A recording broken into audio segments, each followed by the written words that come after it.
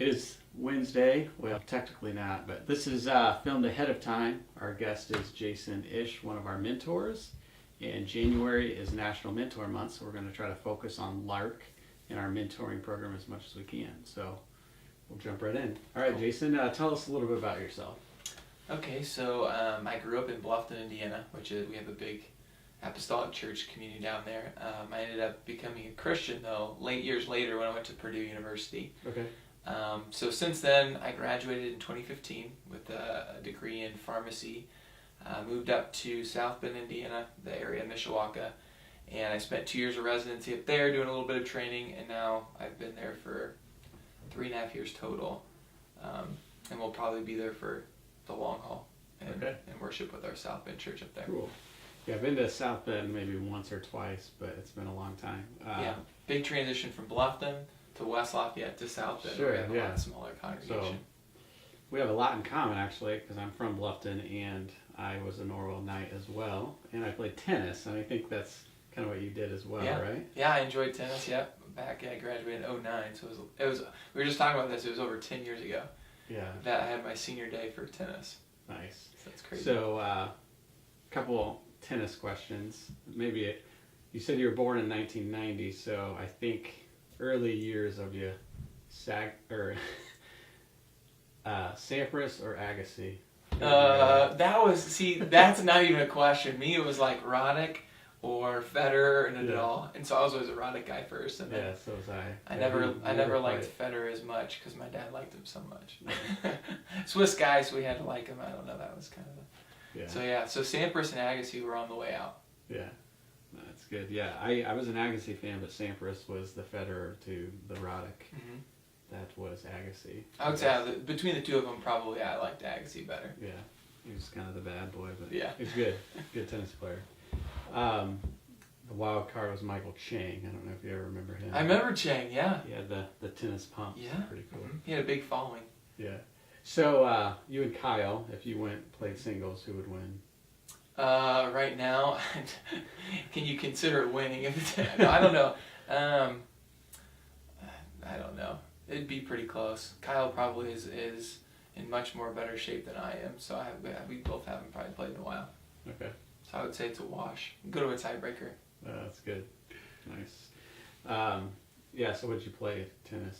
Singles, dubs, both? I played singles every year. Okay. Mm-hmm. Yeah, went from like the very beginning of varsity and freshman year up to the top. My senior year, I think I played one singles, but. Nice. Very good. I was 1 dubs or 3 singles, so a lot of fun. Yeah. We weren't very good back then. My senior year, we won the first ever sectional championship for Norwell. Very good. Very good. Well, enough about Norwell and history, lore there. So, some exciting news in your personal life, right? Are you engaged? Yeah, I guess that's the biggest thing. That my background, I should have included that. Yeah, so about 2 weeks ago, we were announced to be engaged. So Jessica Edelman, who lives down in Athens, Alabama, Huntsville, we got engaged 2 weeks ago. So it's pretty new. It's pretty awesome. Yeah. So, yeah, how did you meet, or give us a little bit of backstory there? So we actually met for the very first time in 2012.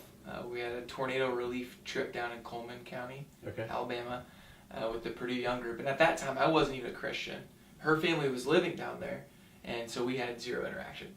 Yeah. I remember her dad. We played some basketball together. Fast forward to this last Memorial Day weekend, I went down there, and again, I really didn't have any interaction with her. Talked with her dad a lot. Kerwin Edelman, who lives down there, and then October, the young group, the young professional group, which is kind of like your after college age young group. We all went on a mission trip to New York City, and we kind of met up there. And a lot of God circumstances, we really got to know each other on that trip. And then a couple weeks later, she came to the Purdue singing, and then just a few phone conversations, and then we got engaged. So that was middle of October. Okay. And we're talking December 18th, so about 2 months ago. Nice. Well, congratulations. Purdue singing was kind of in a stepping stone for Beth and I as well. Was it? It's kind of funny how that works, but yeah. Wow. So, there's so many other parts of it that it would take forever to talk about, but it's an act of God, and when God's telling you to jump and you want to jump, sometimes it's nice. Yeah. When God tells us to jump, there's usually a good reason. Right. When your friends tell you to jump, it's probably not. Not as much. So, all right. So let's speak a little bit more mentoring. How did you get into this role, and what kind of led you to that? Yeah. So maybe like even rewinding a little bit, 3 years ago, we kind of tried getting set up in South Bend with the LARC program. So Okay. a lot of the kids here at Gateway are from South Bend community. It's a pretty rough community, especially on the west and southwest side of town. And so at that point, I don't think there was really anybody available, and I was at a way different point in my life. So then, just fast forward to last March, somebody here knew of we had a kid up in South Bend, and he didn't really have a mentor, and so she kind of said, hey, I think this guy would be interested. And at that time, I was really praying for a few months, if not years, on like a mission. Yeah. And at that point, I was just kind of spinning my wheels. It felt like, my vision of God probably wasn't where it needed to be, but my mission was just kind of like, I don't know. And so it's funny how God's timing worked out to where at that exact point, this, mentee kind of came into my life that through just necessity, they needed somebody. And so, we met up and, the rest is kind of history. So that was kind of my first mentee about, 7 or 8 months ago. Okay. So what have you learned kind of in this process of just pouring into somebody's life and letting them pour into you? Yeah. Oh man, there's so many big time learning points. I think one thing that I didn't really fully expect to learn is how much, like, it's a two-way street. Like, you both, you're looking to help this kid, move on, get a relationship with Christ and God, keep moving past, wherever they're at in life and move on. But at the same time then, your relationship with them can help you realize shortcomings in your life. And the biggest thing I've taken away, and I didn't come up with this, but like, I love the idea that perfect is God's job. So like, you will not be perfect at this. And that's like really cool for your mentor or mentee to be able to see, like, when you make mistakes and you walk through that together, they realize that we're not perfect. Right. So. Yeah, I think maybe the hesitation a lot of people don't want to be mentors is because they feel like they have to be perfect. They have to be that example for somebody that's looking to that example. And it's like, that's not the case. They just, Right. They need a relationship. They need somebody to really kind of just walk beside them. Exactly. Yeah. I think, my hesitation early on was like, okay, I got a lot of things to figure out, and like spiritual maturity has to happen. But at the same time, like, going through that with my mentee, we kind of were going through the same things together, and you think like, okay, well, it's going to be like this, but it's more like you're just both walking through that. Yeah. So I don't know, that was kind of the biggest eye opener to me. It's like, okay, I'm making mistakes here all the time, and like, I'm telling them like, hey, I'm so sorry, man. Like, this is not what I envisioned in some ways, but then walking through that together, and then they feel a little more open, walking through what they're going through, like a challenge at school or just a friend that's not working out. So. Very good. So, what was your first experience with Gateway Woods? If you can remember that. Just a lot of years ago, we always come to that sale most years, and so that was probably my first experience. Whenever I was a kid, Yeah. and you see that, all of the clients and kids here, so my first experience was just kind of seeing everybody, just kids being kids. So then I volunteered a little bit, like on some summers projects, but not much. So like, this is kind of my first experience being really involved in the Gateway with Rob. I think I remember we were at Hickory House and you were volunteering. You ate with us a couple times, played some basketball, but then I remember Kyle a little bit more because he was actually interning. Right. At the school, I believe. Right. He summer taught maybe 1 or 2 summers. Yeah. So everybody really knows Kyle. So I'd say I'm his brother. Very good. So, your family, I remember your oldest brother, and he is now in New Zealand? He's across the country in Sydney, Australia. Australia, okay. Put another strip on the bobby. Yeah, the dingoes, that's what we call them. So, just you 3 boys then? Okay. Older brother Kevin and younger brother Kyle and me. Very good. So, I was one of 3 boys, but I was the youngest, so very good. So, how was it life growing up with just boys? Well, we played a lot of games, a lot of sports in the yard. I can't remember pretty much a week that didn't go by without us playing football or baseball or basketball or some made-up game. So we played a lot of sports. Yeah. and that was a big part of it. But I think, just kind of almost like learning how to win and lose, and that really helped us interacting with other people too. Now interacting with women is a different ball game, but yeah. So I think, as I'm talking about kind of like those brother interactions and now LARC, like it's just a lot of fun to kind of go back with like the two mentees that I've been working with, and just kind of knowing how it's like to be a high school, trying to just, have fun, play games, play basketball, sweat it out together, and then have some more real conversations. Yeah, very good. I mean, it's brothers in arms, and that's just kind of where we're at in life, and whether it's brothers by blood, brothers through Christ, or just two guys together, just, life is full of opportunities and problems, and just being able to solve those together, and ultimately, hopefully reflect the problem and the answer to Jesus in the long run. But sometimes it's not always easy to do that, and maybe they're not at a point where they want to even hear that. Right. And so navigating that and really kind of just showing love first and foremost. Yeah, definitely. So more exciting news I just heard. You're going to be an uncle again, right? Yes. Did you hear that? Yes.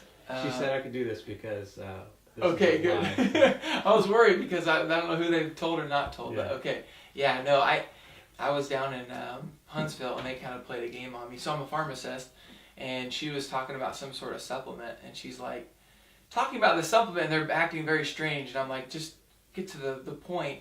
And so they turned the bottle around and said, can I take this if I'm pregnant? Oh, nice. And so that's how they broke the news, FaceTime. And I was sitting with Jessica's family around the table, just getting to know them, and they heard that too, and we were just shocked. Yeah. So, yeah. Yeah. The youngest of us all is having the first baby. Yeah, we're super excited. Lindsay was our assistant when we were at Cypress for a long time, and yeah, just think the world of her and Kyle, and so just very thankful. So if somebody's kind of teetering on the fence or wondering about what mentorship's all about, like, what could you say to them to encourage them? It's like, this is for you. It's really for anyone. And so, yeah, what would you say to somebody that's thinking of praying about it? Yeah, I would say pray about it first. Like, I think that's the biggest thing, because a lot of people, I think everybody's busy. We're all busy. And praying about it, and if God's leading you at least to build a relationship maybe with the LARC program and get more involved with, Rob, Christy, Julie, yourself, somebody, at some point down the line, maybe there is a kid, in a relationship. But I think the biggest thing is, even though we are all busy, it can spending the time with a mentee, like build a relationship with a young person, it's kind of the top of the priorities, it seems like. Yeah. Like for me, for example, there's a lot of things going on, and spending one time a week or every other week is definitely, maybe it doesn't make the most sense. But I think, Jesus is asking us to spread the gospel to all nations, and where we're at, in Fort Wayne or Leo or Bluffton or South Bend, like all nations is our backyard. So, yeah, I don't know. I feel like for me the biggest hesitation was I thought I had to be perfect. I don't know if I had the time, but at the same time, like, God wants all of those imperfections, and I think He can redeem a really awesome relationship and then bear fruit from that. So. For those maybe too who are thinking, I don't have time with this family, like, include your mentee in your family. They just want to be a part of the family. Yeah. And it doesn't have to take all this extra time. You could just invite them over for dinner. Me being a single person up in South Bend, like, that's really kind of what I was looking for too. It's just, I don't want to be a burden. Just, let me be a part of your family. Yeah. And so, yeah, it doesn't need to be a whole big ordeal. They just need someone that they can go to and feel safe with. So, I don't know, does that answer your question? No, and I'm glad you brought that in, because that's kind of how I took it too. It's like I didn't go above and beyond. I just kind of, here's our home, here's our family, come on in. And just, I think too, just seeing my own children, seeing that relationship and kind of pouring into somebody, it's just important. Right. Because I was just talking to my oldest today, and we were talking, I don't know how we got on the conversation, but just basically saying we're trying to be thankful for the things that we have. And I said, there's people that are living on the streets that are homeless right now that do not have a nice home to live in or food on the table. And he was just like, well, why can't we just invite everybody in? I said, to a certain degree we can, but you got to be smart and obviously Right. be safe about it. But just having that heart and that willingness to give back and be open and willing. So that starts with relationship. Definitely. And for a lot of these, youth in the community, like they've never seen a family like actually work together, like towards building the kingdom and seeing Christ in a family. So even just seeing that at a dinner table, that's something for them that they can say, hey, that's different, and I'd like to be there someday. That's their first view of what Christ is. Mm-hmm. Yeah, and so hopefully some of them see it too when they're in residential, but they're in a point where they're probably not very content where they're at, and they don't want to see it, or they're kind of ignoring it. Mm-hmm. But when you're out on your own, like when they leave, then they're potentially the reality hits them a little bit more, and so they're more open, I think, and more receptible to seeing that truth, Mm-hmm. whether they realize it or not. And so that's good. But I think, like all of us, like you said, you were raised in a Christian home, Oh yeah. but you don't always accept that, or you don't always believe that, but those foundations, those truths were always there, Right. whether you believe them or not. So I think the same way is if we can build these truths and these foundations in these kids, hopefully, like the Spirit will work in that and reach them when they're ready. And, Right. Right. We're just sowing seeds, but God's kind of in the watering business. yeah, And the harvesting. So. very good. So that's really all I had. I mean, is there anything else you would like to add, or any? I don't think so. I'm thankful for this whole, division of Gateway. Because you think of, and you come to the auction and you see all of the sales and the money and all of that, but then you don't think about, okay, what happens when this kid goes back to their community and they're not insulated by all of these Christian homes and in this smaller community. So it's just really cool as this is becoming more of not just a Leo and a Indiana thing. This is becoming a very big thing. So just thank you.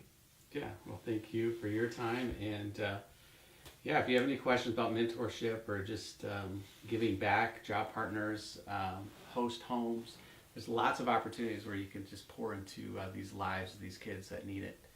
Contact us today. Go to our website /LARC, I believe, or just contact us and we'll direct you to the right person. So thanks again.